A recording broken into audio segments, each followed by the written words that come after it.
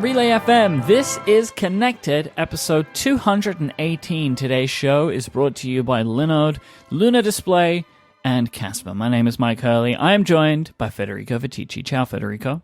Ciao, Myke. How are you? I'm very good. I expect that so many of our listeners, they felt that beginning of the episode like a warm hug from an old friend, you know? Because it's me hosting the show. Steven's not here. He's on vacation. Yeah. It reminds you of easier times when, you know, the world was a better place and Myke was introducing Connected, good times that are now gone.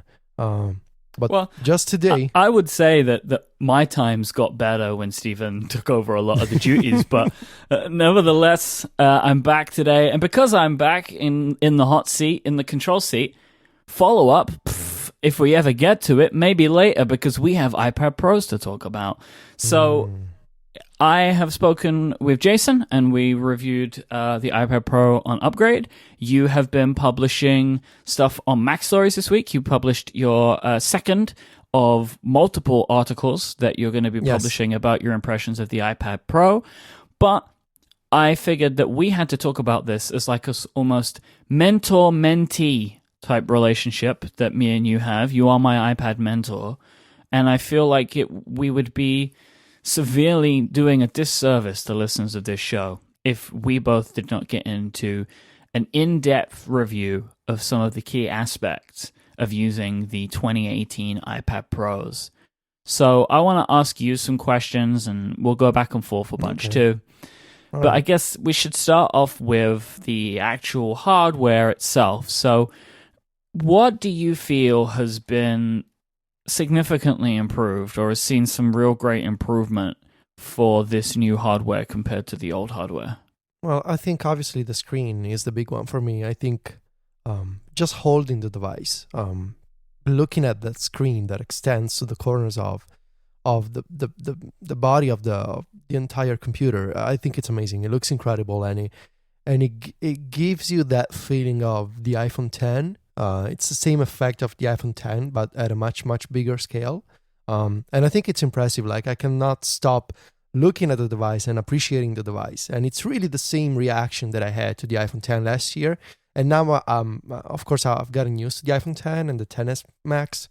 But looking at the iPad Pro and that screen, it looks so pretty, really. And I think also from a more practical perspective, I love how the new edges, the flat, the squared off sides. I prefer the way that I can hold the device with this new hardware design. And I just prefer how I can hold the device in landscape, even when I'm typing with the software keyboard, and it feels like I'm seeing more because of this bigger display. And it's not actually bigger, but it feels bigger, if that makes sense. Honestly, I just think the new design is what sells it for me from a hardware standpoint, because I don't like the speakers may be slightly better, but I don't think you can really tell the difference from the previous model. It's not like the difference of, I don't know, the original stereo speakers, right? From the iPads before or whatever. Yeah. So, and yes, it's thinner, but again, it's not something that I can immediately tell. The fact that it's somewhat lighter, that I can tell. But really, it's just a whole picture of seeing this display that extends from corner to corner, and it feels like I'm holding a device that is bigger but also more compact, because it is more compact. But I'm not sacrificing, multitasking and split view and the content that I can see all at once in a single screen without swiping, that kind of stuff. And I feel like having the iPhone X language brought over to the iPad, and that includes gestures, that includes the home indicator, that includes all these new interactions that we had a year to get used to. I feel like that was a good bet. The idea of taking the iPhone X and bringing it over to the iPad while making some optimizations to make it work better with split view and multitasking. I think in hindsight we were all kind of maybe some of us, not all, but some of us, we were concerned that Apple would just take the iPhone 10 and make it bigger without making the proper considerations. Yes. But I think they really did a good job, actually. So yeah, the screen, man, it's so good. I was listening to Tyler Stallman's podcast, and he had MKBHD on his most recent episode, and they were both kind of came to the conclusion, which I completely agree with, like this screen is so good, it's better than OLED screens. Like the colors are incredible, the darkness levels are incredible, but what you lose in some of the, like some of the really great HDR stuff or whatever, like what you start to lose in some of that, you make up for in the refresh rate and things like that. Like that kind of overall. And I actually do agree with this. Overall, I think this is a better screen than the iPhone 10 screen, because I've started like turning on more like black, like all true black UI in apps that I use on my iPad, and like just really looking, like trying to really look and see the differences, and I can barely see the differences. So, whilst I like the idea of having an OLED screen, the iPhone XR made me feel this way too. I think that what I thought was good about OLED isn't necessarily what I value, if that makes sense. Like what I value about OLED on the iPhone 10 is that the bezels are thinner and that the phone is thinner. Like they're and that the battery life is better. Like they're things that I get from having an OLED screen, while the black levels is maybe something that isn't as important to me.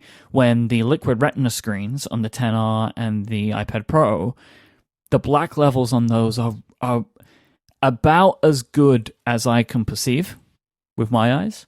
But then I also get the 120 hertz refresh rate, which is unbelievable. Like I love it. That is something that I notice all the time and continue to really love, that the user interface feels much more alive and feels like it's more easily manipulated, or like it feels more manipulated by me because it's moving at a rate that my eyes deem to be comfortable. Like that there isn't this abstraction layer between me and the computer. This is the same feeling that you get when you're playing a video game and you say, well, I'm fine at 30 frames, but then you try 60 and you're like, oh, I understand. Like any game with fast motion, like racing games, right? Like it significantly helps to have higher refresh rates where you can. I was setting up an old iPad Pro, the first generation one, the 2015 one, for my mom. So I gave the 12.9 that I still had like in my closet to my mom, and I was setting it up and logging into all the because we have family sharing, so logging into all the family accounts, the Apple IDs for my mom, and I was swiping across the home screen, and I noticed, why are all these? Am I seeing blur when I swipe across pages of the home screen? And then I realize, it doesn't have ProMotion, so everything looks like a giant blur. I have a question for you. To your memory, was the original iPad Pro heavier than the second edition iPad Pro? So like the 12.9 inch, did it get lighter before it moved to this new one, or was it always kind of the same weight?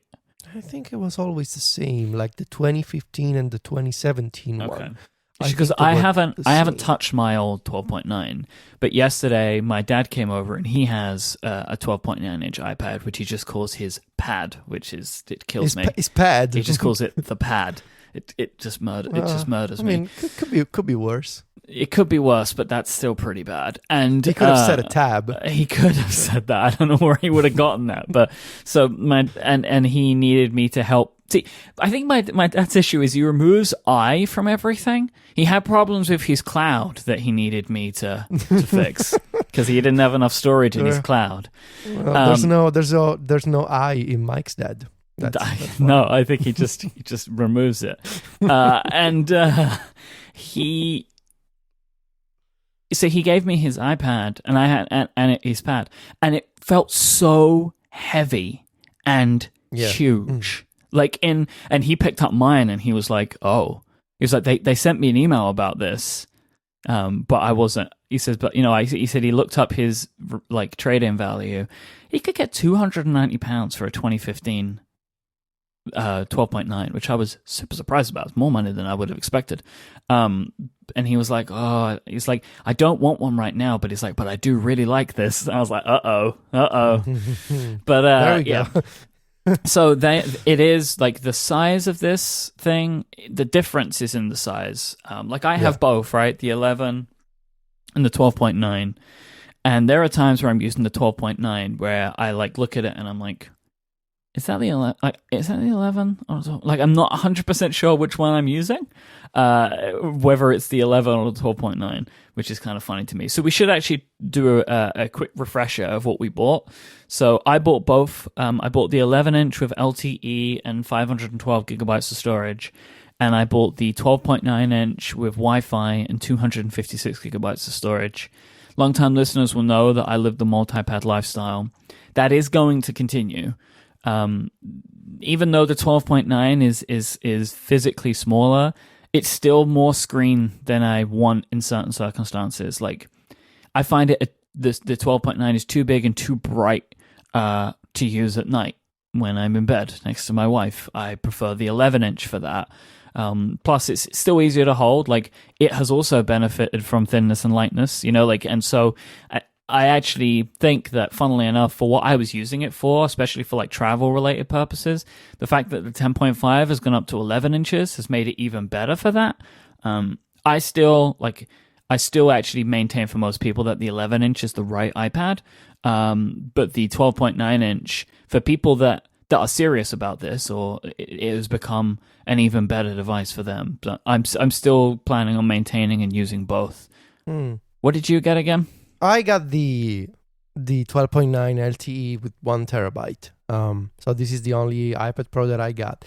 I considered getting the 11-inch also, but there's a few old iPads that I need to sell. I have a whole list of things to sell now that I basically refreshed my entire setup. I gotta sell my MacBook Pro. I gotta sell my old iPad Pro. And if I get the 11-inch iPad Pro, I would only get it in Wi-Fi. So it would be like my reading or playing games in bed sort of iPad. Mm-hmm. And maybe some, like when I'm on a plane and I need to work and the 12.9 is still a bit too big, I could use the 11-inch. Yeah, but you wouldn't want to travel without the LTE, though. That's the problem. But I wouldn't want to travel without the LTE. So if I go, if I get the 11-inch, I would need to sell the 6th generation iPad that I have as well. But luckily, I'm talking to a bunch of people who are interested in buying my old things because I really, you talk to a friend and a friend of a friend, and then my mom, she talks to people, and I really don't want to be bothered with putting items online if possible. Taking pictures and taking care of shipping and all that kind of stuff. And also, I would prefer to avoid putting things up for sale on those like local things where you actually need to meet a person and exchange cash in a parking lot. Mm-hmm. I did that once in a very public place because our concern was, what if this guy robs us? And so we met right in front of a McDonald's. Very crowded place. Anyway. This is very that was an aside.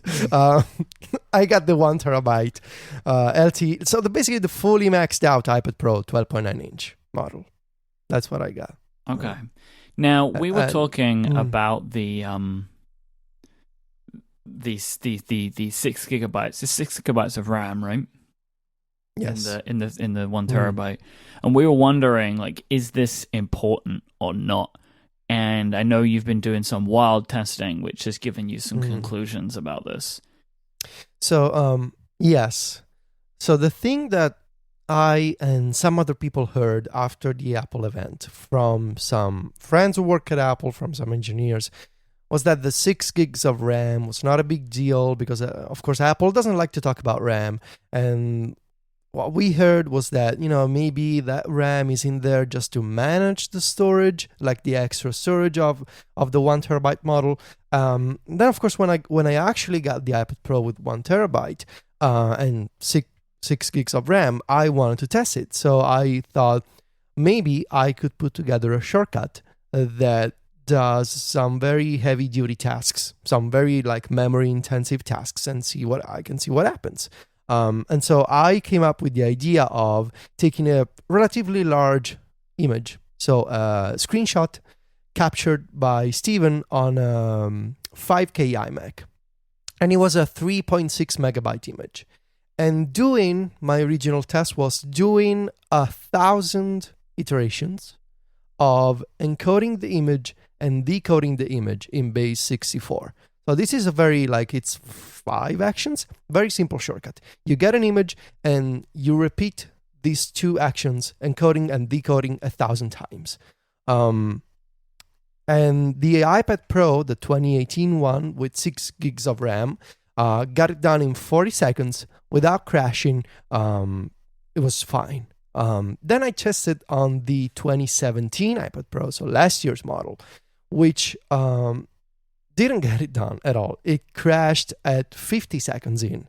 So 50 seconds into the execution of the shortcut, the shortcuts on a 2017 iPad Pro crashed. And the same shortcut also crashed on a XS Max, which suggested that it wasn't necessarily the A12 architecture that was helping with the execution on the 2018 iPad Pro, but it was maybe the extra RAM.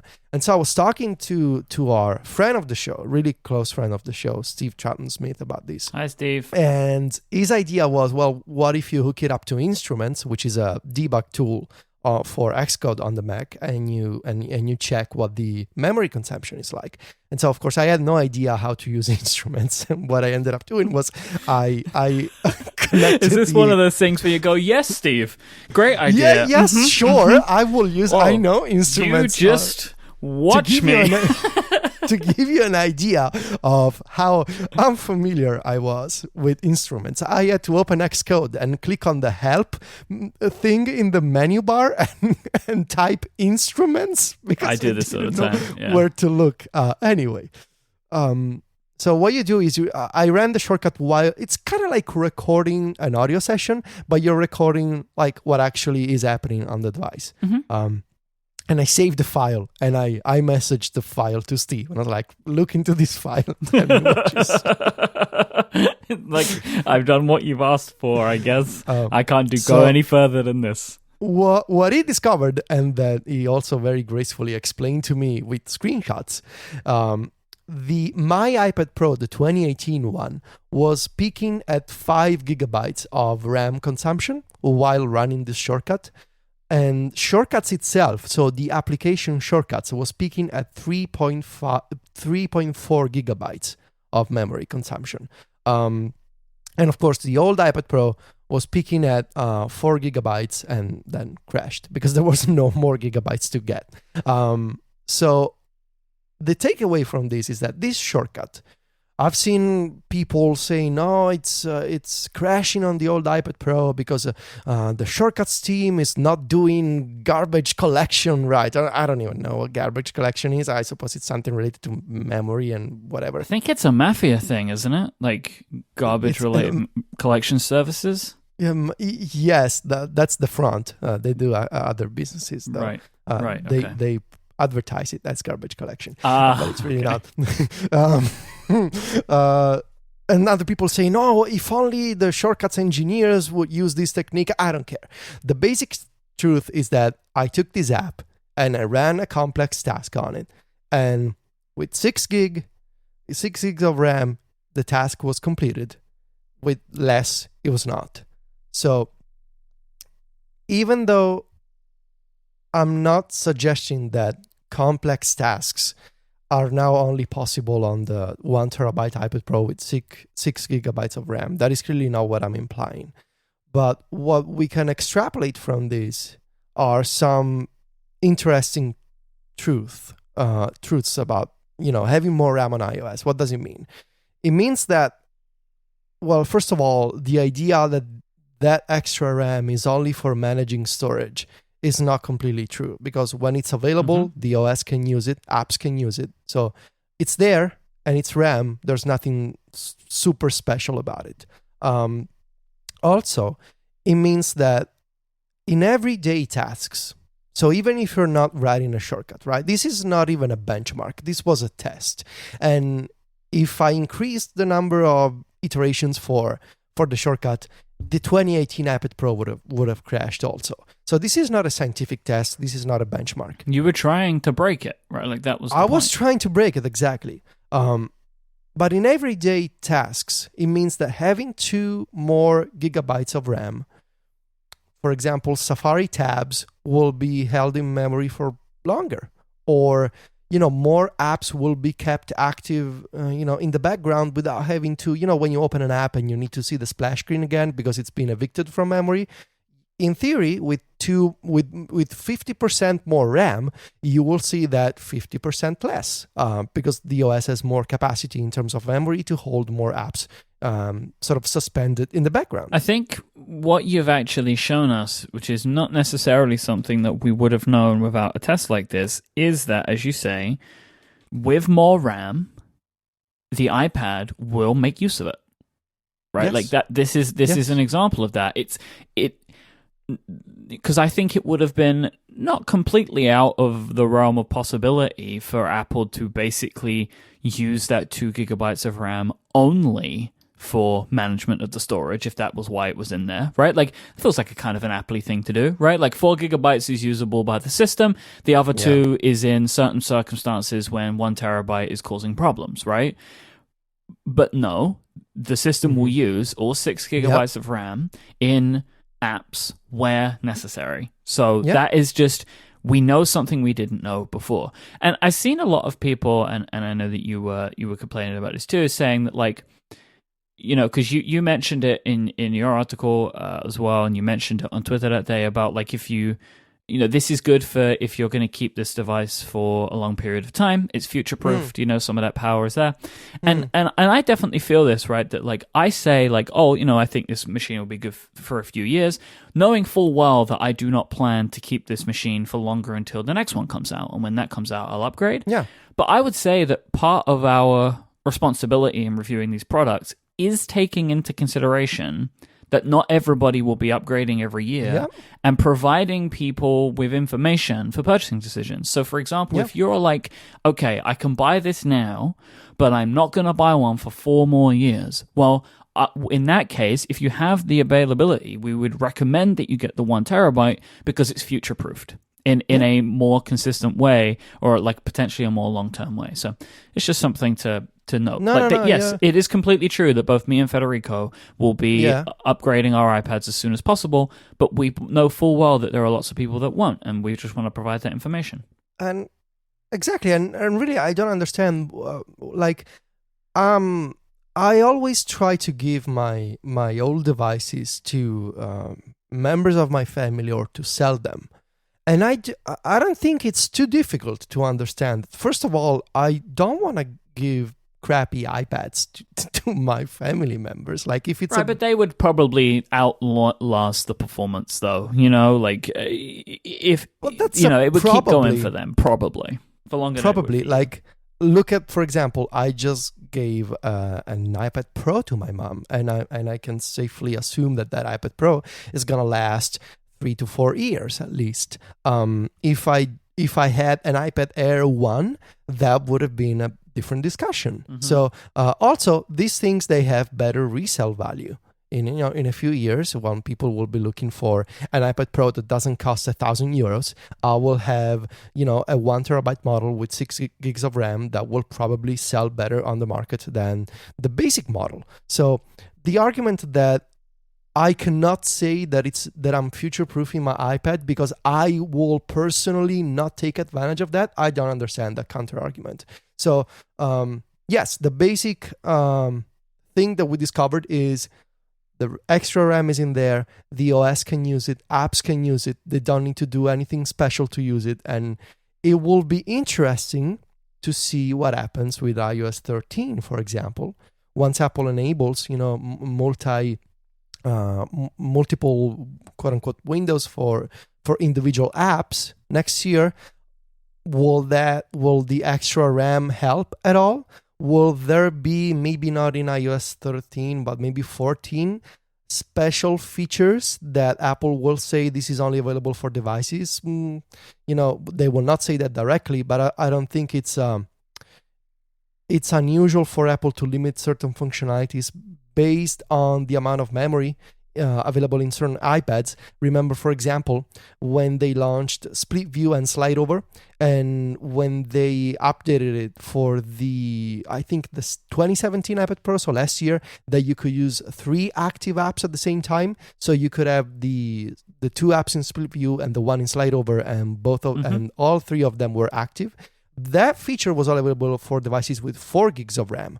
I don't think it's impossible to imagine that in a couple of years there will be a feature that is all available for iPads with 6 gigs of RAM. Yeah. And this iPad will be the only one. I expect that will be the case, but I bet that wouldn't happen until the next hardware revision. Sure. Just because it would be totally. too difficult for them to say, like, it works on the new iPad Pros, but only if you have the 1 terabyte. Like, it seems like kind of like a difficult thing to get across. But I completely believe you and agree with you, because there is very clear precedent for it. That is not the first time that has happened, as explained by you. Before we move on from the power aspect, I did notice something in your article, and this is quoting from your First Impressions article. I want to experiment with proper video production for Mac Stories in 2019 and beyond. Again, my priority was getting an iPad Pro that could be ready for all kinds of 4K video assets with plenty of built-in storage to get started. Hi. So I sent you today a picture of Lightroom running of my iPad Pro connected to the 4K display. I was thinking about what do I want to accomplish in 2019?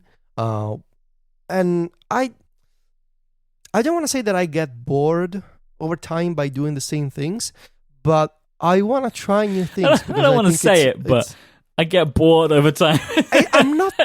No, I feel you. This is the curse like, of the creative person. Like, exactly. I want to try new things. You're never content. You always want to do more. Always want to do something new. I want to do something new. It's a phrase. Itchy feet is a phrase. Yeah. Right. Be like, you just want to get on the move, do something else. Terrifying. But yes, I want to explore the possibility of what if we did more video, or what if I actually knew what it meant to edit raw pictures, and what if I had sort of, I don't want to say an education, but reading online and watching how other people work, that kind of stuff. But mostly, video is something that I've been thinking, about for a long time. And maybe, I'm not saying that I will launch a YouTube channel in 2 months. No, it's nothing like that. Because we already have a YouTube channel, but it's basically unused. What I want to do is I want to start small, and I want to see, for example, can I do a video where I describe a shortcut and it's just a screencast? Because I don't have a camera, I don't have a proper, video studio setup. But what if I did a simple screencast where I can show a shortcut running and explain people what's happening on screen, instead of just showing the thing running on its own with no audio? So something simple like that. And I would love to edit that kind of stuff on my iPad Pro. And I would love, because I used it in the past. Remember when I did the dance video? Actually, 2 dance videos. And that was on the 2015 iPad Pro running Pinnacle Studio Pro, which is the app that eventually became LumaFusion, which is the app that everybody's using these days to edit video on the iPad Pro. So I'm familiar with that already, but I would like to sort of get back into it and start doing it more. There's 2 things that I would like to do in the relatively near future. Screencasts for shortcuts. So when I do a shortcut, I would like to describe it. And also, the pictures that are in my second iPad Diaries article published today about the Smart Keyboard Folio, those were raw pictures shot on my iPhone with Halide. If that's the way you say that name, I never know what. Yeah, and they were edited with Lightroom on my iPad Pro. And they're probably terrible pictures, but I don't care, because, there's no better way to get started and have people actually tell you if you're doing something wrong or if you're doing something right, and send you feedback.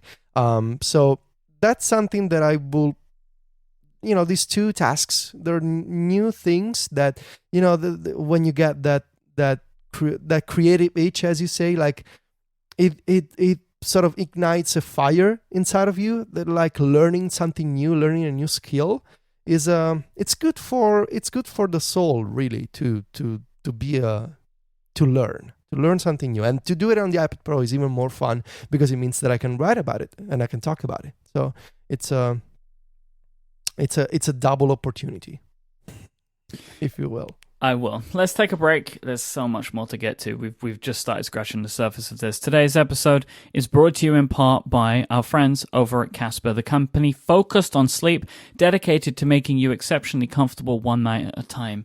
You spend a third of your life sleeping. If you spend a third of your life doing anything, you'd want to make sure it's the best it can possibly be. That is why you want a Casper mattress, because their mattresses are perfectly designed for humans. They have engineering to soothe and support your natural geometry, giving you all of the right support in all of the right places. They combine multiple supportive memory foams to make their mattress so comfortable, and it will give you just the right sink and bounce in this quality product. Their mattresses are designed and developed in the US, and they have a breathable design that will help regulate your body temperature throughout the night. This is really good, by the way. Sleeping on a Casper mattress means that you're not going to get all hot and sweaty. It's like nice and cool, which is a great thing. It's something that I value greatly, not being all hot and sweaty at night, right? Like the coolness, because the air runs through it. They make sure it's breathable. That's what breathable's all about.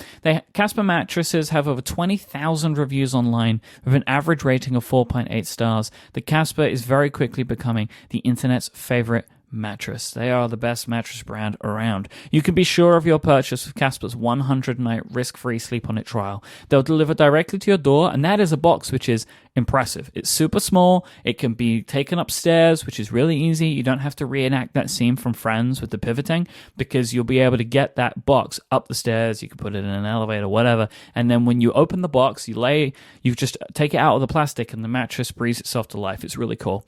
If for any reason you don't love your mattress, Casper has a hassle-free return policy, and it is that 100-night risk-free sleep-on-it trial. You can get $50 towards select mattresses by going to casper.com/connected and using connected at checkout. Terms and conditions apply. Trust me on this, you're going to love it, but you have that 100-night risk-free sleep-on-it trial anyway, so go for it. That's casper.com/connected and the offer code connected for $50 towards select mattress purchases. Our thanks to Casper for their support of this show and Relay FM. You mentioned iOS 13 a minute ago as just in passing, and it triggered something for me that I'm a little bit concerned about right now, which is the hope of iOS 13. Okay. There's far too much conversation about how it's like blah, blah, blah, blah. I expect this to be better in iOS 13, or da-da-da-da-da, they're definitely going to fix this in iOS 13, or I can't wait for iOS 13 for this to truly become the laptop killer. I am concerned that everyone is putting far too much stock in the potential for iOS 13. Like, I tell you right now, everything you want in iOS 13 is not what you will get, right? Like, that is just a fact, right? Like, we're not going to get everything we want. Like, iOS 11 was amazing, did not give us everything we wanted for the iPad, right? Hashtag shelf life, right? You don't get everything you want. Like, it's just not how it is. I just want to try and make sure we're keeping that in perspective. There is absolutely nothing to say that iOS 13 will include any iPad features other than just our own feeling that they will, right? Like, it feels very logical. Like, all rumors of iOS 12 would point to there being iOS features later, but what if it was iOS 14? Like, we don't actually know. I hope that we will see a lot of great stuff in iOS 13, but, I wouldn't. I just want to make sure that everybody's trying to keep their hopes and dreams in check. I think it's always risky to expect Apple to fix everything you see as being wrong or problematic on the platform in a single release. Mm-hmm. And especially over the past few years, we've seen how Apple likes to separate features across multiple releases, and they're they have now more sort of freedom to delay, quote unquote delay, because some people would say, well, you cannot delay something that has not been announced, whatever. They can push features to the next year if they're not comfortable with them. I would expect iOS 13 to feature improvements to multitasking. So the thing where, how in Safari now you can have multiple tabs for the same app, so that should be an API for third-party developers. And I would expect at this point a redesigned home screen. That's been rumored for the past couple of years, and it sounds like it was one of the features that was pushed back from iOS 12 to 13 in 2019. So I would expect that. But considering also that next year's WWDC, Project Sneak Peek or Marzipan, whatever the final name is going to be, will likely be the focus of Apple. And, the developer message of you now have a new technology to bring your iPad apps to the Mac. So I wouldn't expect iOS 13, and I would love to be wrong, of course, but I wouldn't expect this massive revolution of the iPad suddenly turning into this brand new kind of computer in a single point release. I would love it. If that happened, I would be super happy. I agree. I think too many people are feeling that way, where I feel like mine and your expectations are adjusted differently because we've been living this life for so long. We've seen this before, all this hope and this hype, only to, not to be disappointed, but just temper your expectations. iOS 13 is going to make iOS on the iPad better in significant ways for people that are currently using iOS on an iPad. I don't think it is going to be the release that will mean that you can get rid of your MacBook Pro, right? I don't think that's going to happen. Honestly, I do think that we are getting closer to it. I think that maybe 14 or 15 would be because of the cross-platform apps. I think that that's going to be something that really will help a lot of people, but I don't think that's going to ship with iOS 13, right? I don't think that the next versions of the software will be that. I just don't think it's yet. I think there'll be more to show. I think it might be the beginnings of it, but I don't think it's going to be full powered. I can't imagine that someone who makes a really powerful Mac app will just be able to very easily move it to iOS. That's not going to happen. But I think it might start. We're getting closer, and it does feel like it's more of a possibility than ever before. But I don't think that's going to be shown off in June, right? I just don't think that's where we're going to be. I'm very happy to be wrong on that one, by the way, but I don't think that's going to be the case. Let's go back to talking about what we do have now, which is Face ID. So in your testing, in your usage over the last week, how has Face ID compared to Touch ID?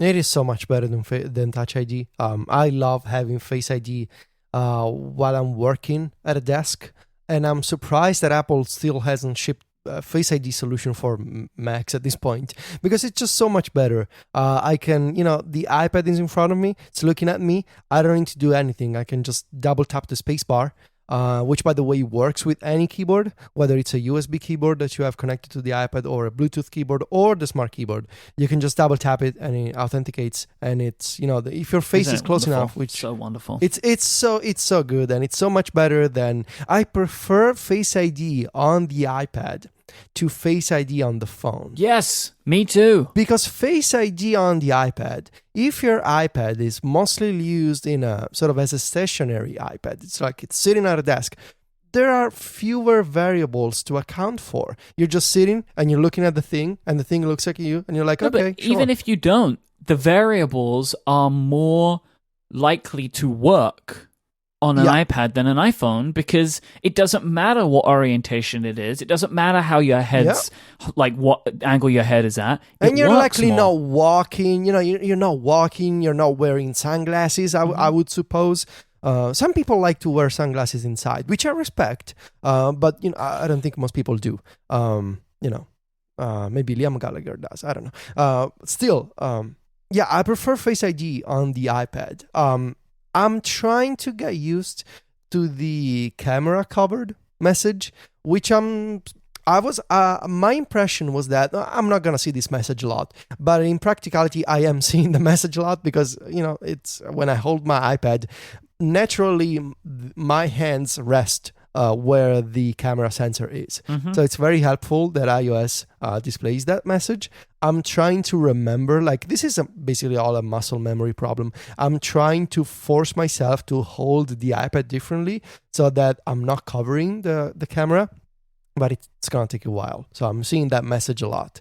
But overall, I would say this is a better Face ID than Face ID on the phone because it works no matter what, because the feedback displayed on the lock screen is better than the feedback you get on the iPhone, and it's just as fast to me. So big thumbs up, even though my thumb is now useless because Touch ID is gone. So big nod to Face ID. Big attention up. I've done some very unscientific testing, but it feels to me that Face ID on my iPad can see me from further away than my iPhone does. So, like, I've held the two devices, like I put the two devices next to each other, and the iPad will unlock, but the phone won't. And I have to bring the iPhone. It's not a dramatic difference, like a couple more inches closer to me. But it's just something that I've noticed. It's like, oh, wow, okay.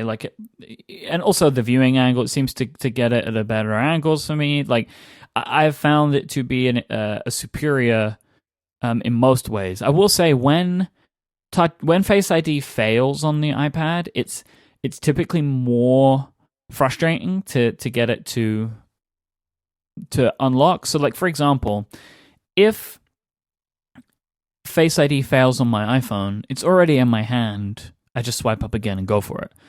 But if Face ID fails on my iPad, then, like, sometimes I have to, like, pick my iPad up, right? And that is more of a thing. That is more of an involved process than it is on my iPhone. It's like if I'm laying on the couch, right, and I've got it in the folio and it can't see me, like, for whatever reason, I have to just, like, physically move my 13-inch iPad to bring it closer to my face or in front of my face to get it to work, where on the iPhone, that is not a cumbersome experience to get the re-authentication. So whilst this happens to me less, I find it to be, as I say, much more reliable. When it does fail, which it does, and it will, and it's just whatever, it is more of a process to get it to authenticate. Yeah, I can understand that. I have caught myself hunching over the iPad, looking at the screen from a very close distance. And I had the thought, sort of having, what if I, trying to have like this out of body experience, like looking at me as another person. I look like a crazy man staring at a tablet, trying to get face authentication to work. Yeah, because it's like if my iPad's on a table, I was on like the dining room table or whatever, and if I needed to unlock it with Touch ID, I just reach down and unlock it. Yeah. But I have to make sure that it can see me, which is a very different experience, right? But there are always edge case issues. There are always like weird things with this type of stuff. But like on daily usage, it's much better. Face ID is much better. Yeah, isn't it nice that that all the feedback that you get on the lock screen, you also get, for example, for extensions or for apps that use Face ID. Like, how nice is it when you're in Safari or in a third-party app and you need to log into service with one password, and it just comes up, scans your face, and it's done. That's super awesome, honestly. Like, it's the best part is how integrated it feels. I love it. Yeah, really well done. USB-C. Oof, that's now. Yeah. The only thing that I've plugged into my iPad is the USB-C power cable, because right now I feel like we are far too early in this process for me to even bother trying to connect other stuff to it, and also everything that I know tells me that it doesn't really seem to be able to do like a massive amount more than a bunch of different dongles I could have used before. But I know you have been going pretty deep on the USB-C stuff, so I want to know what you have experienced. The wonderful world of USB-C. Okay, so a bunch of different chargers. I have, because I had a feeling of 2 years ago that Apple was really getting into this USB-C stuff and that it was not going to be limited to the Mac. So I have been accumulating a collection of... I have all the Apple USB-C chargers. I have all the Apple USB-C cables they make. And I also have a collection of third-party chargers in multiple configurations. I have 29-watt ones. I have 30 watt. I have 60 watts. I have a really good collection that Sylvia deeply hates. This collection of cables and adapters, and which I understand. It's not something that I'm proud of, but it's something ugly. that I really It's need like to do. ugly and It's ugly. messy, It's messy. and yeah, it's bad. So, chargers and different cables. I got, by the recommendation of our very close friend Marco Arment, a tiny USB-C. It looks like a USB drive, but it's got a display. It's a power meter. So you plug this into the iPad, and you plug a cable into the other end of this drive, and it tells you the how much charge the iPad is pulling from the adapter. And that is going to be part of the tests that I will conduct as part of my iPad Diaries series when I will talk about USB-C. So I've been testing all kinds of chargers and external batteries as well. Just today, and then of course I have also used the iPad Pro as a charger for other devices. So I've charged my Sony headphones, the one, those with the unspeakable name, not because it's an ugly name, because I don't remember the name of those headphones. They are USB-C headphones, and they can be charged via USB-C. And I've charged my iPhone, I charged my Nintendo Switch, all the obvious stuff. But it's only 7.5 watts of power. So if you play with the Nintendo Switch while it's charging, the battery will go down because it's not enough. It's not enough to charge the Nintendo while playing. I have, of course, connected my iPad Pro to the ultra-fine 4K, the LG display. And that gets us into the wild territory of USB 3.1.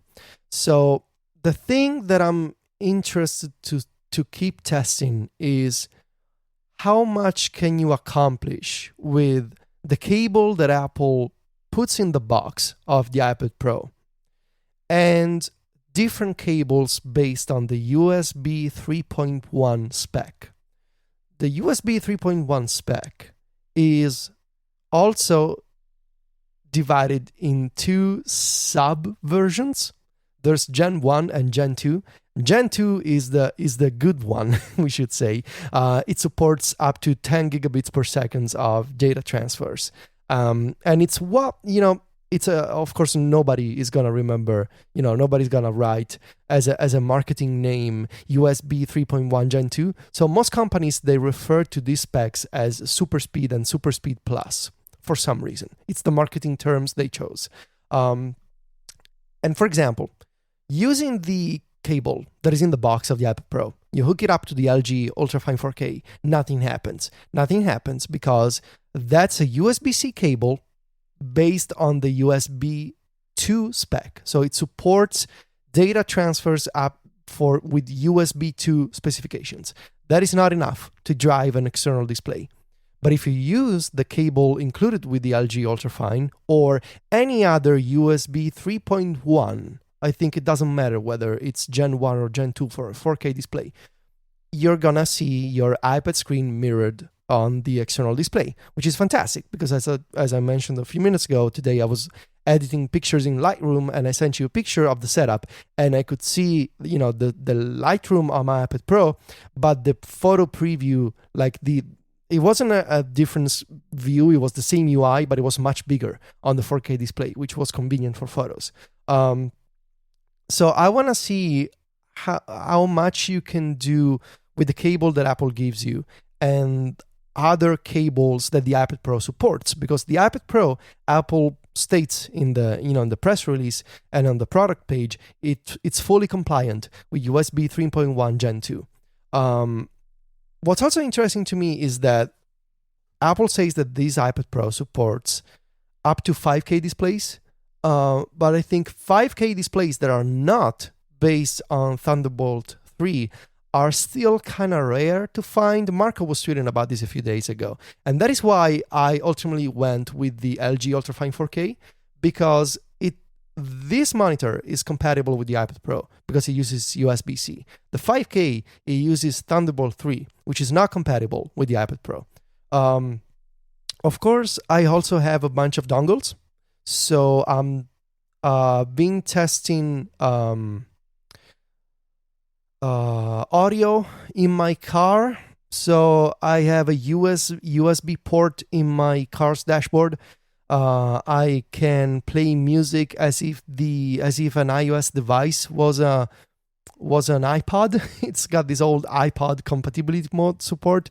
And so if you run a USB-A cable and you have the right adapter on the iPad Pro, you're going to play music from the iPad Pro via the car. It's kind of useless, but it proves a point. Also today, I'm going to test a bunch of third-party keyboards for the iPad Pro, and one of the... I wanted to get extreme options, so I started with the Apple Smart Keyboard Folio, which is the thinnest one that I could get, and then I thought, I want to get the opposite of this. I want to get a clicky keyboard that sounds like a keyboard from the 80s. Mm-hmm. So I got a Matias Mini Tactile Pro. This is a keyboard modeled after the Apple Extended 2.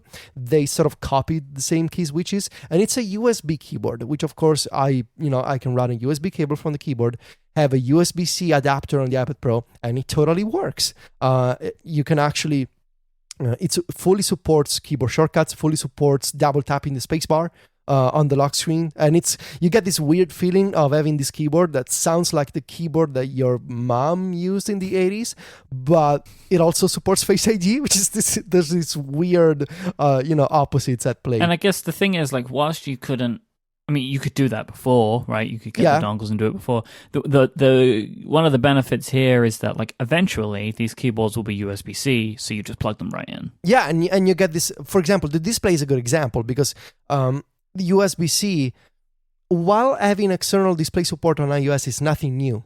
And there are no new APIs. This is the same mirroring technology that existed before. What is new is that, well, 5K support is new, but I haven't been able to test that. 4K display support, I think, is also new.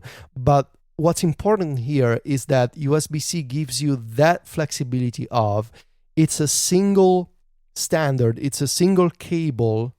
Once you understand all the details of this, which is it's a terrible wild west of different cables, different specifications. But once you understand it, I can now have a single cable, and when I want to work on my Mac Mini, it's plugged into the Mac Mini. If I want to work on the iPad Pro, the same cable, I just attach it to the iPad Pro. And so that kind of flexibility, I think, is beautiful. And the keyboard and everything is attached to the monitor. Exactly. So everything goes through the monitor as a hub, and you also get, downstream, you get the features, you get this compatibility on the iPad Pro as well. Of course, the big problem right now... also, I should have mentioned... I didn't know this because I was at the event in Brooklyn, so I missed the announcement. But apparently, Belkin is working with Apple on a USB-C to HDMI adapter that supports 4K, 60 Hz, and Dolby Vision. I totally missed this, but it's happening. It's coming out. I think the Belkin press release says it will be available on Belkin.com and in Apple retail stores in time for the holidays, whatever that means. Because right now, I can tell you, Mike, that I bought a bunch of HDMI to 4K 60 Hz adapters via Amazon, and they're all fake. None of them support HDR, so Dolby Vision, which is a kind of HDR, or 60 Hz. They're all ugly pieces of plastic that they don't do what they advertise. So I think it's interesting that Apple is working with Belkin to offer this. I think it's going to be extra nice when I can download an HDR movie on my iPad Pro, and I can run, USB to HDMI adapter with an HDMI cable to my 55-inch OLED TV that supports Dolby Vision, and I will be able to mirror a Dolby Vision movie from my iPad Pro to the TV. I mean, it doesn't necessarily apply to me because I also have an Apple TV 4K, but again, proves a point of the, this large bandwidth that USB-C enables, that with the collection of adapters, it allows you to do a bunch of interesting things. Of course, the big problem right now, the most obvious thing, you cannot use USB drives with USB-C. Mm-hmm. You can import photos. That's all you can do, though. And we've been over this a bunch of times. USB drives should really be a location in the Files app. And it's going to be, I believe that Apple is working on this because everybody is complaining about this feature.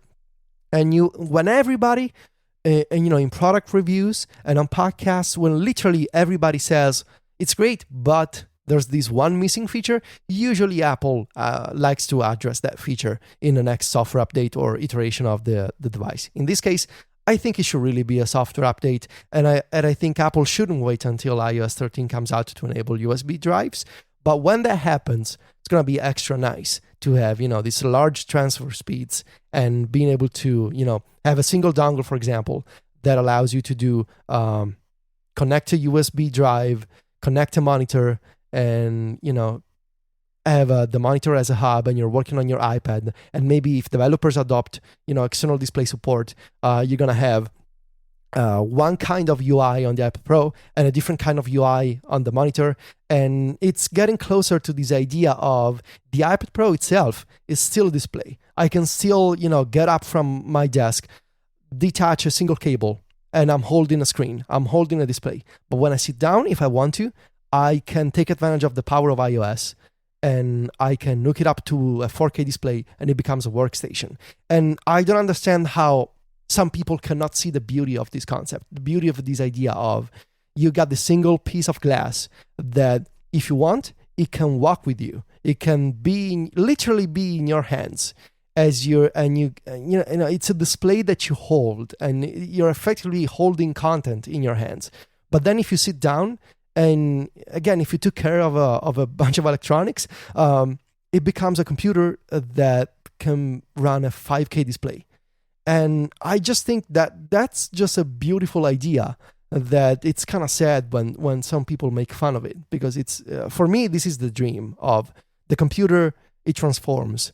It can be portable or it can be a desktop, and it doesn't change the nature of it, because its nature is to be, is to transform. It's kind of like Kirby, the Nintendo character. Mm-hmm. It's in its nature to transform. So anyway, is there anything else you want to know about USB-C, Myke, or using an iPad with a monitor? No, I mean, ultimately right now, you are proving my assumption that it is just a real friggin' mess, which is why I'm not interested in going down this route.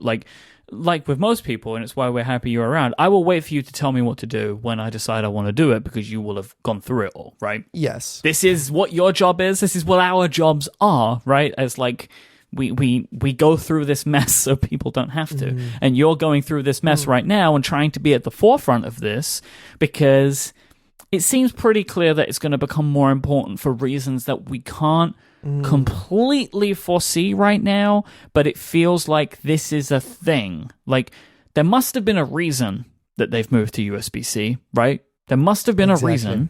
Exactly. This kind of stuff is probably the reason, but the full story has not been told yet, and that will take time to come out.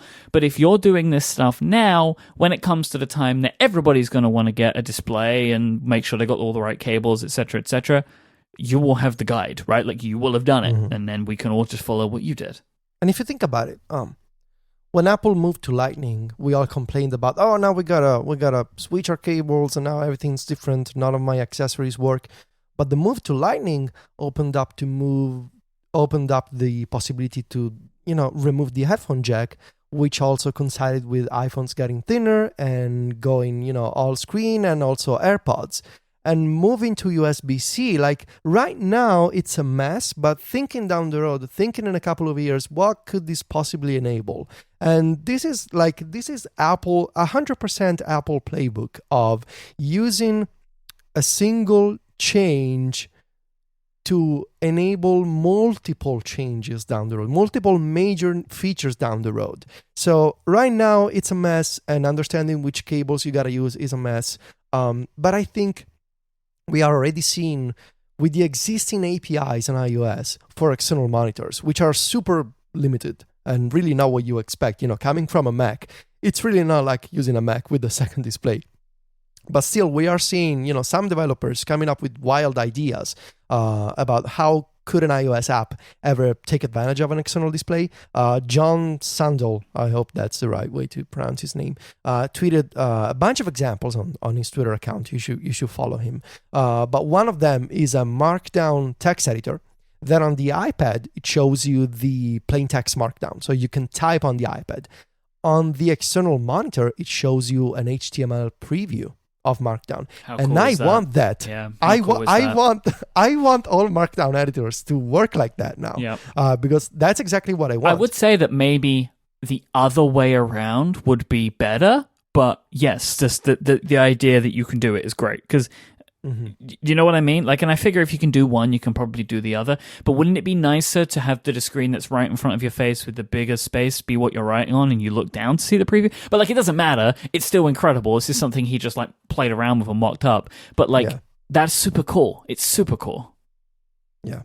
So I am right now, I have this new desk, and it's got a drawer on the right side, and this drawer is full of cables and adapters. And I am thinking I'm gonna sound like Sheldon Cooper from The Big Bang Theory. I want to label things. I want a labeling machine. You probably should. I probably should, because I need to understand which cable is which. And it gets messy. Like, is this a 2016 Apple USB-C cable or not? So I should probably start labeling things. But yeah, it's fun in a sort of terrible way, because it's terrible because managing cables and adapters is not fun, but also it's like a problem that I can solve. And I will have something about USB-C soon. Still gotta write about some other keyboards first, and then I will probably move to USB-C. The iPad Pro is not just the iPad itself. There's also a bunch of other stuff that's involved in it, and we should get to that. But before we do, let me thank our next sponsor, and that is our friends over at Luna Display. It's kind of funny talking about like external monitors and iPads. There is another way to do this, which is using a Luna Display, but it's in the opposite direction. So it's taking your Mac and having your iPad be a second display for your Mac. This is what Luna Display will let you do. Your iPad has this incredible display, right? These small packages. Everybody always wants more space when they're at the computer. This is a great way to do it. Luna Display provides crystal clear image quality, reliable performance, and wireless flexibility. You just pop this tiny little dongle into your Mac and you're good to go. Even if you don't have access to a Wi-Fi connection, you can connect with USB. It's super, super simple to do. So this means that you can have two displays wherever you are. If you have like a laptop and an iPad and you're traveling, maybe you're working on the go, maybe you're in a hotel room, maybe you're even on a train or something, you can set these things up and you will have two displays for your Mac, which is awesome. Everybody always wants more screen real estate, and you don't have to buy another screen. You can just use your iOS device to do it. It will support your external keyboard. It will support your Apple Pencil, your touch interactions. It's like then having a touchscreen Macintosh, which is also kind of a wonderful thing. Luna Display is so simple to set up. You just download their apps, which tells you everything you need to do. You just put the little hardware device into the back of your Mac, and you're good to go. It is as simple as that. I was astounded at how easy this was, because it seems like such complex technology under the hood, but they've made it super simple. Listeners of this show can get 10% off any Luna Display. So just go to lunadisplay.com, LUNADISPLAY.com. Use the promo code CONNECTED at checkout. That is lunadisplay.com, promo code CONNECTED to get 10% off. Our thanks to Luna Display for their support of this show and Relay FM. So the Apple Pencil is a super easy one to talk about because it is better in literally every single way. Everything they did to it made it better over the first version. It feels nicer to hold. It is more convenient because it's always where it needs to be, stuck to the side of the iPad. That convenience is a storage solution, but also charges it. So the convenience also comes from the fact that your Apple Pencil is always ready to go.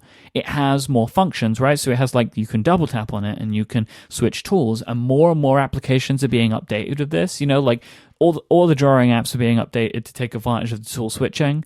And then there are some more apps that are trying some like more complex things with it, but and we're going to see how that stuff goes into the future. But I am absolutely thrilled with this device. I think it is fantastic. It has renewed my love for the Apple Pencil all over again. I absolutely adore it.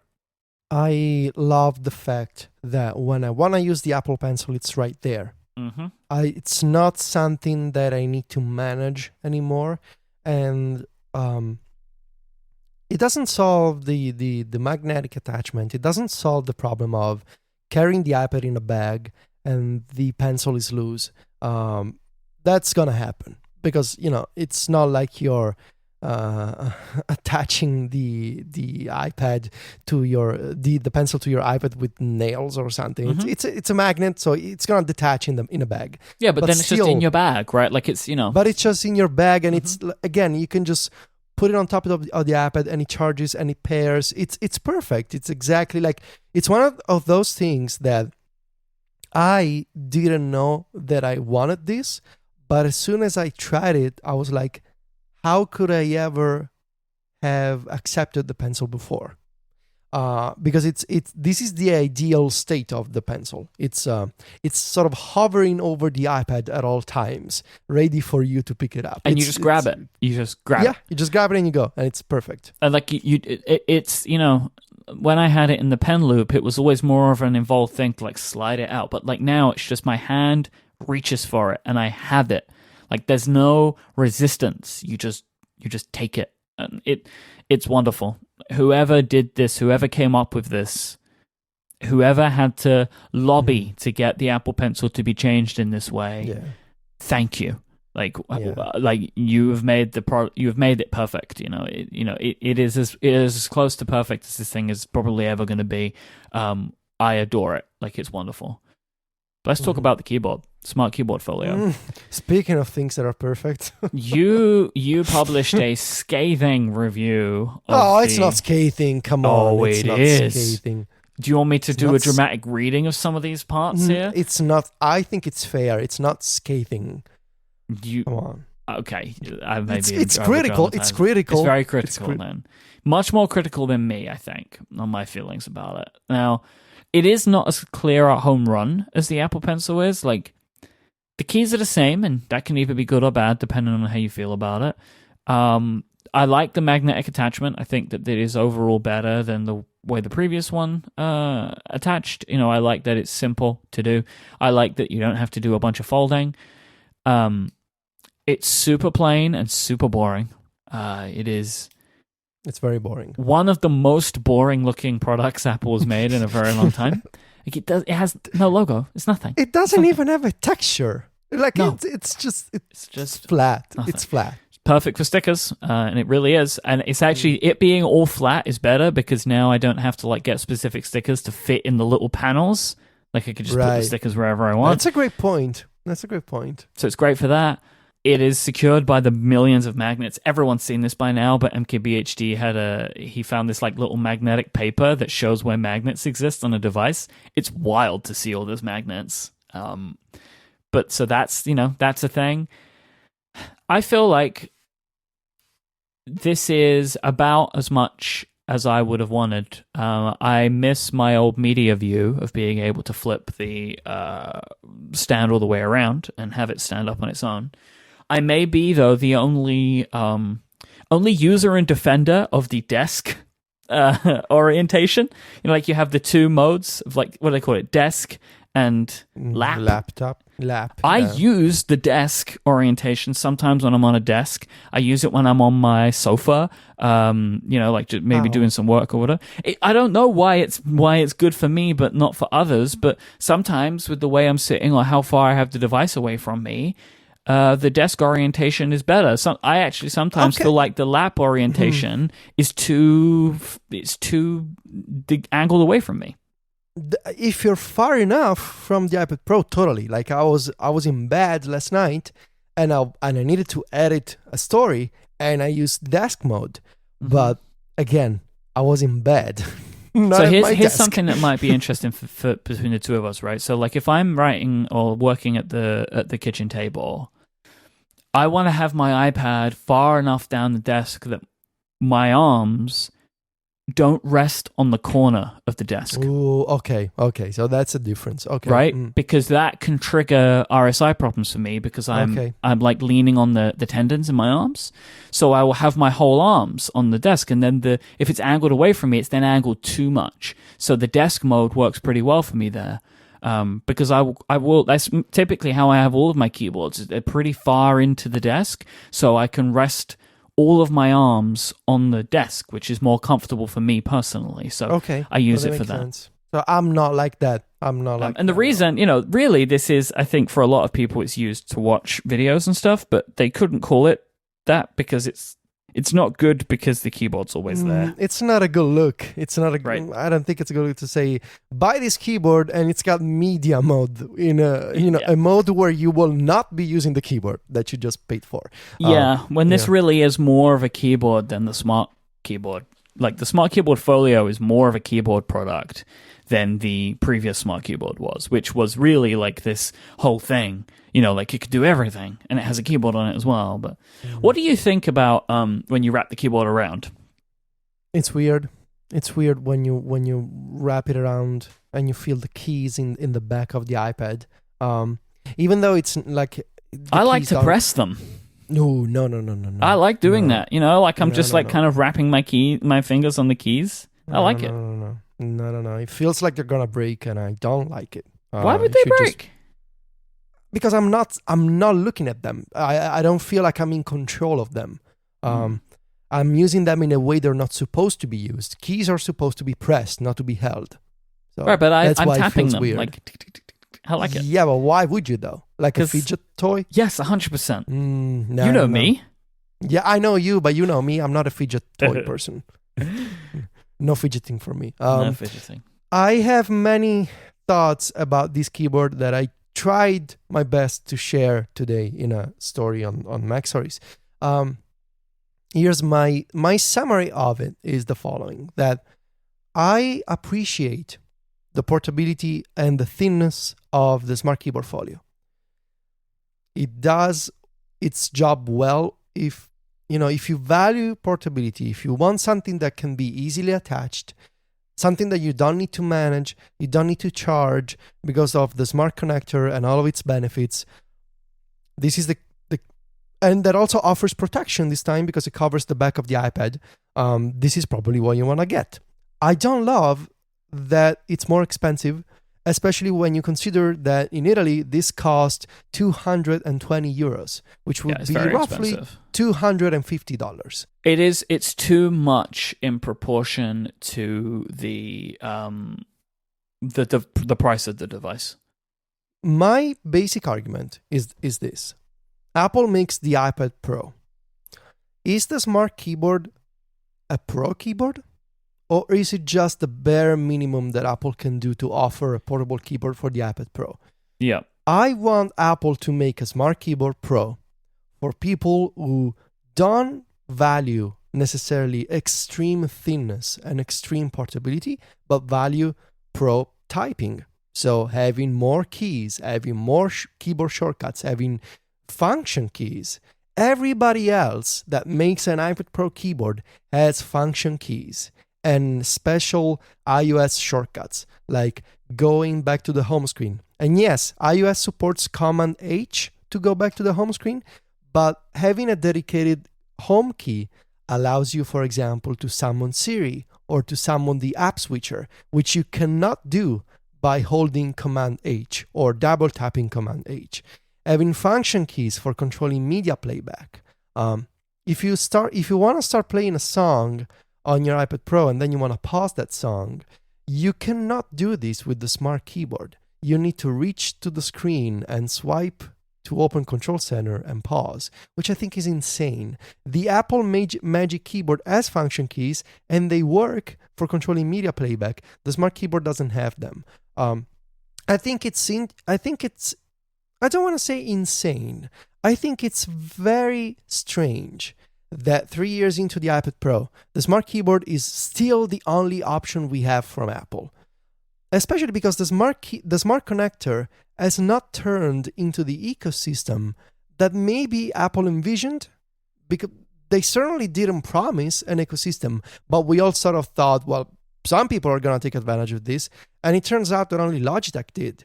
And this time, Logitech doesn't even have an option for the new iPad Pro. So on a recent episode of ATP, Marco had a briefing with Apple PR about the iPad Pro. He had a conversation with them, and he shared a bunch of his experiences. It was a very interesting episode.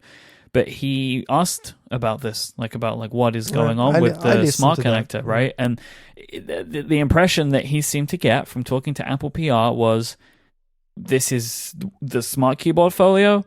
That's what the smart connector's for. And it seems like that it may be sure that nobody else is going to make products for this now. It is an Apple-only thing, which actually I think only adds to your call here that they should make another keyboard. I mean, the same company makes iPad and iPad Pro. Why do they only make one smart keyboard? Clearly, they know that there are different types of users. You know, people who, when I need to write for like 5 hours straight, can you imagine me doing that on a smart keyboard for 5 consecutive hours? That would be madness. And any serious writer, I mean, I'm not saying that you can't use the smart keyboard. What you're saying is you can't get real typing done on a keyboard folio, right? No, oh my God. What I'm saying is that, what I'm saying is that there's obviously so much more that Apple could do for people who need to write for a living, and they're not doing that. I'm not saying that you cannot use a smart keyboard, because you totally can. Because I have written in-depth reviews on the smart keyboard. I am using the smart keyboard, even though I don't like it, because it's my job and it's also my only option. But what I'm saying is that third-party companies are making Bluetooth keyboards that have more features and are not so terribly thicker or heavier than the smart keyboard. It is possible, and from my perspective, Apple is dropping the ball if they're not addressing this market, if they're not considering people who, you know, how many novelists or journalists or writers use an iPad Pro to get their work done? And I think it's so strange that the smart keyboard, the basic smart keyboard, is still the only option we have from Apple. So I am waiting for more options. Again, as I mentioned, I'm going to test a bunch of different typing scenarios for when I'm at home. I'm going to test the Magic Keyboard with the Canopy. I'm going to test the Matthias USB keyboard. Here's something interesting for you, Mike. You know the Magic Keyboard has lightning, as a lightning connector. Mm-hmm. For some reason, if you connect a USB-C to lightning cable, so you run the cable from the iPad Pro to the Magic Keyboard, it works, but it doesn't support function keys. If you use it in Bluetooth mode, it supports function keys. So something is getting missed in the USB-C to lightning cable when it comes to function keys. I don't know. Function keys work fine over Bluetooth and they work fine over USB, but USB-C to lightning, they do not work. Look, I'm going to keep using the Smart Keyboard Folio because especially for the next few months, I have no other option. But you're going to hear me complain about it. Also, it's not backlit, which is, again, I don't understand why. I mean, I do understand why. I don't understand why Apple doesn't offer another option. Like, I would pay more money. We've been over this before. I would pay more money for a better keyboard, but it's not there. I can sort of understand the feeling of pro Mac users now. Because, I don't know, I'm a pro keyboard user, maybe? I don't know. But still, like, let me give you more money, but you're not allowing me to give you more money for a pro thing that I want you to make and you're not making it. So basically, I think this keyboard folio is going to be fine for most people, even though it's expensive, but I would love Apple to make a pro version of it because it's called the iPad Pro and we deserve a pro keyboard. I would like more, but I'm also mostly happy with what I have. I don't write as much as you, so...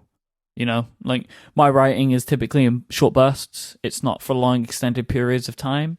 So I greatly value the flexibility that the smart keyboard offers me. As soon as Bridge come out with their new devices early next year is what they're saying, I will 100% buy them though, because I loved my Bridge keyboard on my 12.9. I actually just today got my Bridge keyboard for the 10.5-inch iPad Pro. It's awesome. Right? Like, I can't wait to get those for the new devices because they're great keyboards. So I'm looking forward to seeing what they're able to do with that. So fingers crossed for those. Yeah. So I think that's it for the iPad, right? I think we've gone through as much as we wanted to get through today on the iPad. We should probably do some follow-up, I guess. right? And now we can do some follow-up. Now we can do some follow-up. But before we do, let me thank Linode for their support of this show. With Linode, you'll have access to a suite of powerful hosting options. Their prices start at just $5 a month to get you up and running with your own virtual server in the Linode cloud. You can get started in just under a minute, and then you will have access to industry-leading performance with native SSD storage, a 40 gigabit network, and Intel E5 processors. They have 10 data centers spread across the world, meaning you can serve your customers quicker than ever before. They have an API that allows you to easily automate tasks or develop custom applications in the cloud, and everything is manageable via the command line. All of Linode's pricing tiers feature hourly billing, and they have a monthly cap on all plans and add-on services like backups and node balancers. Linode's plans start at just $5 a month. For that, you'll get yourself a gigabyte of RAM, but they have high memory plans as well. They start with 16 gigabytes of RAM. You can really pack some serious power into these things. As a listener of this show, if you sign up right now at linode.com/connected, that's linode.com/connected, you'll be supporting the show and also getting yourself a $20 credit towards any Linode plan. On the 1 gigabyte of RAM plan, that is 4 free months. They have a 7-day money-back guarantee as well, so there's nothing to lose. Go to linode.com/connected to learn more, sign up, and take advantage of that $20 credit right now, or just use the promo code CONNECTED2018 at checkout. Our thanks to Linode for their support of this show and Relay FM. So last week, follow-up. Last week, Steven cast himself as an action hero in a movie he called The Wireman. Yes. He also... Stephen Hackett is the Wireman. He kind of demanded posters, and we had a number of listeners that they heard the call of the Wireman and provided those posters. We have from podcast fan art creator to the stars, Kate Matthews created a Wireman poster for Stephen, which is amazing. It's all illustrated in Kate's wonderful style, as she is known to do. I especially like the logo of this one. Yes. I'll put links to all of these in the show notes. Oliver has a whole thread of different movies and sequels. I like that Oliver created The Wireman 1, 2, 3, and 4. 4 is my favorite. 4 is like, it's like Liam Neeson, you know, like he's been pulled back out of retirement. They kidnapped his Max, and now the Wireman is on the run. What I like about this is the Wireman in version 4 is clearly as big as a building. Yes, also that. So it's got the Godzilla version of the Wireman, and then the one that probably makes me laugh the most is Corey's, for just a bunch of things that are going on. Like the references to the 40-year-old virgin are brilliant. The face that Stephen is pulling, all of these are fantastic. They're all in the show notes. Thank you to everyone who submitted artwork for Stephen's self-casted movie. Also, you should point out the details in the Corey version. I don't want to point out too much, right? Because I want people to see them. But yeah, I just want to say 1, 2, 3 podcasts production. Yeah, that's I like that a lot. I like that a lot. Cut. Also, there's some music that is referenced in some of the posters. Some music. I know. Mm-hmm. These are very, very good. Thank you to everybody who submitted one of these. It's very cool.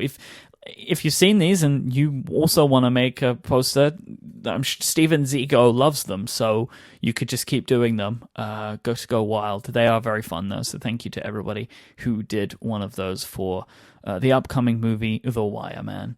I also wanted to point people over to an article over at Laptop, which is Laptop Mag. I think they're just called Laptop now, which I find kind of funny.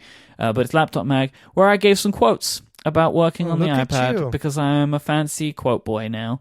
Quote boy. I am. It's my friend Henry, who works over there, wanted to get my kind of opinions on working on an iPad and what that means as a way. Like, he interviewed a bunch of people who work like this, including, I think, Bradley Chambers is quoted in the article too. So that's a good one to go and read.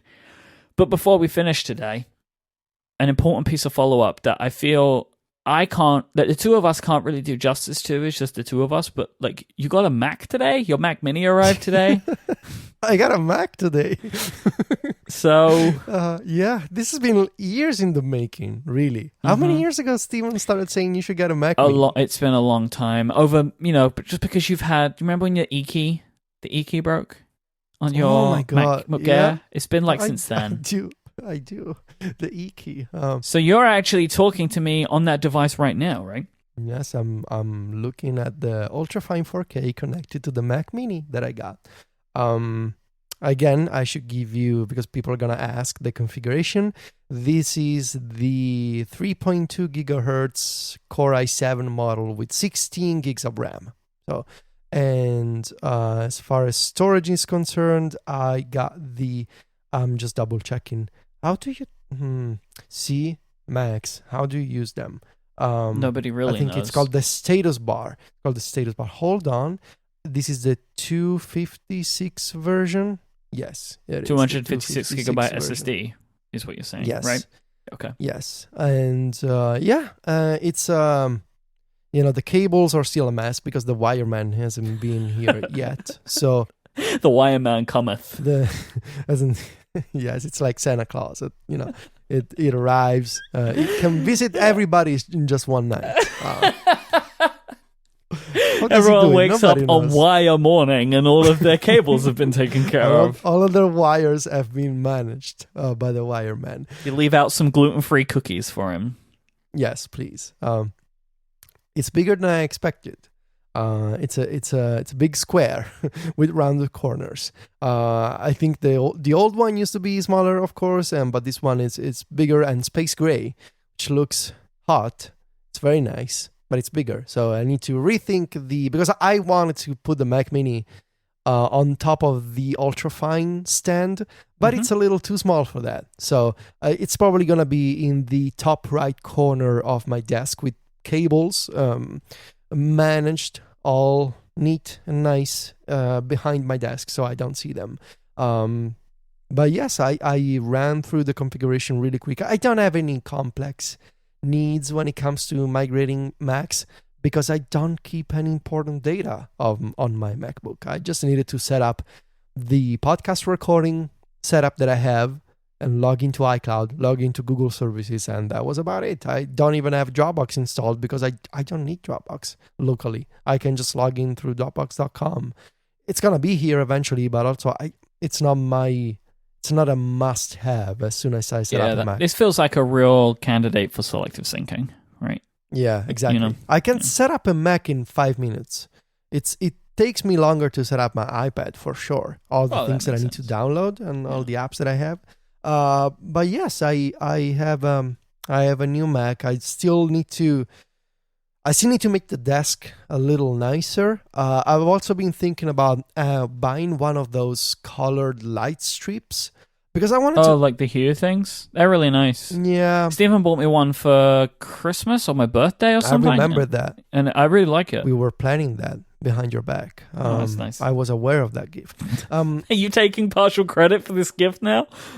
No, I'm just saying that I was in on the gift. You were in on the whole heist. Yes. I want to add some accent colors to my desk because it's kind of boring right now. It's just like a white desk against a white wall. But I don't want to have a lamp. So my idea was I could get a strip and sort of run it through like the part of the desk that I don't see. So it's still gonna add some color, but it doesn't get in the way like how a normal desk lamp would. Well, yeah, because they have adhesive strips, the Hue strip, exactly. right? So I just stuck it to the edge of the back of the desk. Exactly. So it just lights the wall. That's what I want to do. Yeah, it's good. So, well, I don't know. Do you want to ask me anything? But it's just a Mac. It's just a Mac that I use for podcasts. I'll be completely honest with you.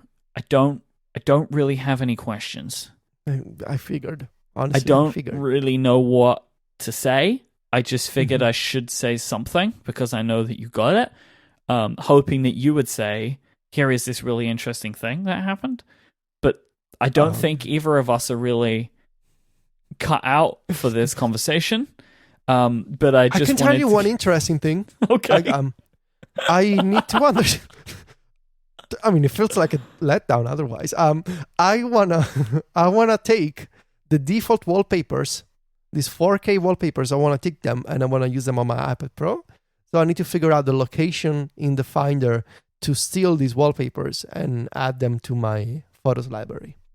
That's literally the only slightly interesting thing I have for you. That is anything near what people would have wanted. So we will have more to say on this, especially because I keep saying I'm going to do this, but I am going to buy one of these things to set up a home server. Like, that is a thing I will 100% be doing, because I keep thinking about all of the different things that I want to do with it. Like for today, I was publishing an episode of a show, and I realized that I didn't set the chapter art correctly, right? So I had to go and turn on my Mac and open Forecast, change the chapter art, and publish it. I didn't want to do that. Like, what I wanted to do was to, again, sponsor, but this is what one of the reasons I want it, to just open the Luna Display app and just do it on the Mac Mini, right? That would just be sitting in the house, so I could just stay where I was on the sofa, like without needing to go to the iMac and do that. So, like, this is something I will do. I've just had too many new devices to focus on over the last couple of months that I need just a little bit of a break before I dive into here's another new one. So we will have more to say on this. I'm feeling that, like, new device burnout, sort of like the most privileged level of burnout that a human being in technology can go through. But also, this is a tech podcast, so I feel like it's kind of expected. Yep. Also, because I've been changing furniture, like, Sylvia and I went a little bit crazy over the past 2 months. You know, we started with the idea of, why don't we do some renovations in the bedroom? And that sort of started bleeding into other parts of the house, to the point where we're now buying new furniture for everything. Because same idea, we want to try something new. We want to see new things. We want to see new furniture. We want to change things up a bit, which is fun. But also, like, new, like, everything is new. My desk is new. My office setup is new. The bedroom is new. I have new iPhone, new watch, new iPad, new Mac. It's like, I need to just sit down and actually spend time with these things, because otherwise, like, I feel like I'm taking notes of everything without actually trying them in real life. Like, I need to just you're in review mode, right? I totally feel this. Yes, I am. Yeah, that's a good way to put it. Yeah. So we'll have more to say, but we just wanted to mark this monumental occasion by referencing that it happened. You can find our show notes for today's episode by going to relay.fm/connected/218. Federico, you can find him online at macstories.net, and he is at Viticci, Viticci, in places like Twitter and Instagram. I am at iMyke, IMYKE. You can find the Wireman on Twitter. He is at ISMH. And Stephen will be back with us next week, probably to tell us how disappointed he is in our coverage of the Mac Mini and the fact that we move follow-up to the end. Hey, buddy. But until then, thanks so much to our sponsors of this week's episode, Linode, Luna Display, and Casper. Thank you for listening, and we'll be back next time. Until then, say goodbye, Federico. Adios. Cheerio. Wait, you have to do one more, right? Arrivederci. Thank you.